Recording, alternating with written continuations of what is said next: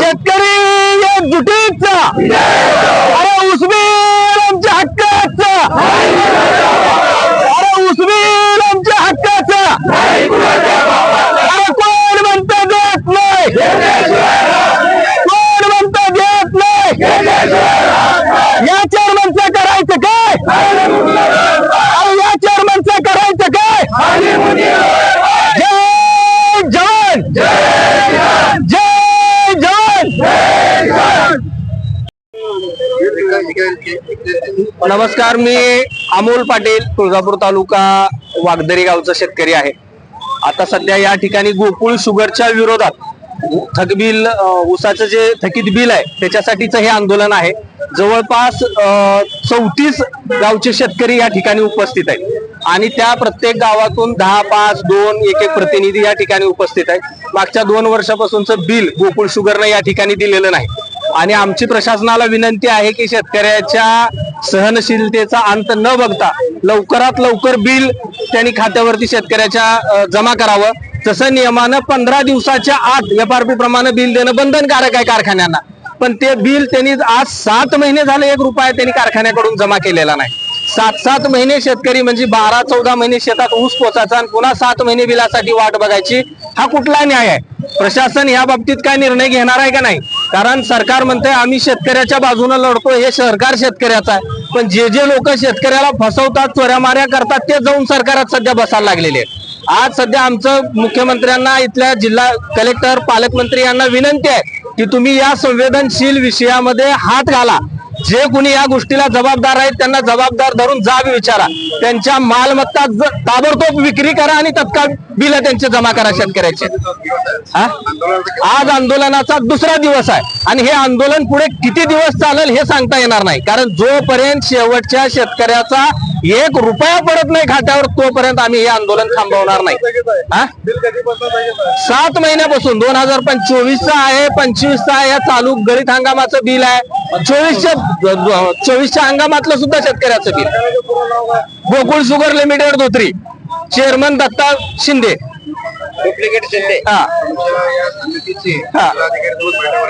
बैठक काल आमची झाली. जिल्हाधिकारी, सन्मान्य जिल्हाधिकाऱ्यांनी आमच्याशी चर्चा केली. त्यांनी सांगितलं की साखर आयुक्तांना माझं बोलणं झालेलं आहे आणि RRCची नोटीस सुद्धा त्यांनी काढलेली आहे आणि त्या संदर्भात आज तहसीलदार, चेअरमन आणि कलेक्टर परत त्यांची बैठक होणार आहे आणि ती बैठक झाल्यानंतर ते आमच्याशी संपर्क करतो असं त्यांनी आम्हाला शब्द दिलेला आहे. प्रशासनाला सुद्धा आमची विनंती आहे की जास्तीत जास्त लवकर कारवाई करावी आणि शेतकऱ्याचं बिल जमा करावं.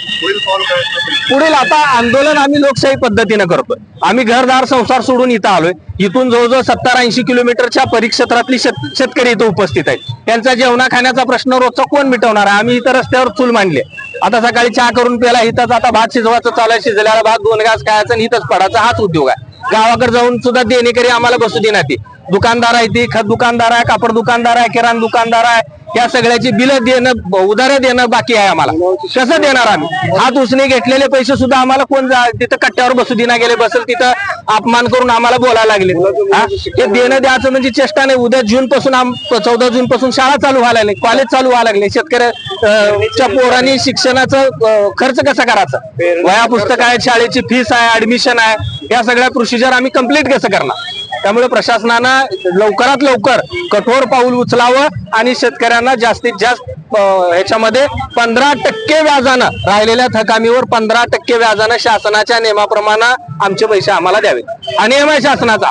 15 दिवसाच्या आत जर तुम्ही थकीत बिल नाही दिलं तर तुम्हाला 15% पैसे द्यावे लागतात. साखर कारखान्याने त्यांची मालमत्ता विकावी कलेक्टरांनी आणि आमचे पैसे आम्हाला द्यावे. बिल दिल्याशिवाय इथून आम्ही हटणार नाही, एवढं नक्की आहे. हे काळ्या दगडावरची रेग आहे. काही झालं तरी तुम्ही शेवटी तुम्ही बळाचा जरी वापर केला तरी तुमचे लाकडं खायला बी तयार आहे. प्रसंग पडला तुम्ही गोळ्या घाला, तिथं जाऊन मराचं जात फाशी घेऊन, त्यापेक्षा तुमच्या गोळीनं मरू, एवढाच विषय.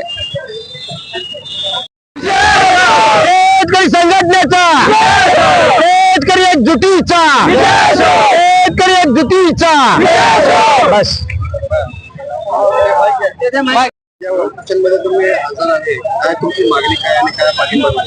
आज आमचा 2रा दिवस आहे आंदोलनाचा. गोकुळ शुगरने अद्यापर्यंत 131 कोटी रुपये त्या शेतकऱ्याचे थकले आहेत. ऊस घेऊन गेले, तिकडेच गेले. 15 दिवसामध्ये बिल देणं बंधनकारक असताना त्यांनी अद्यापर्यंत त्यांनी बिल दिले नाही. आमचं म्हणणं एकच आहे की गोकुळ कारखान्याचे जे चेअरमन आहेत दत्ता शिंदे साहेबांनी आता घोर निराशा तुम्ही केलात. आम्हाला लवकरात लवकर बकरी ईद उद्या आहे, तिच्या शुभेच्छा म्हणून आम्हाला आमचे शेतकऱ्याचे पैसे आज खात्यावर पाठवावेत हीच आमची विनंती आहे त्यांना. आमचं पुढील पाऊल एकच आहे की आम्ही जोपर्यंत पैसे मिळत नाही तोपर्यंत तिथून उठणार नाही.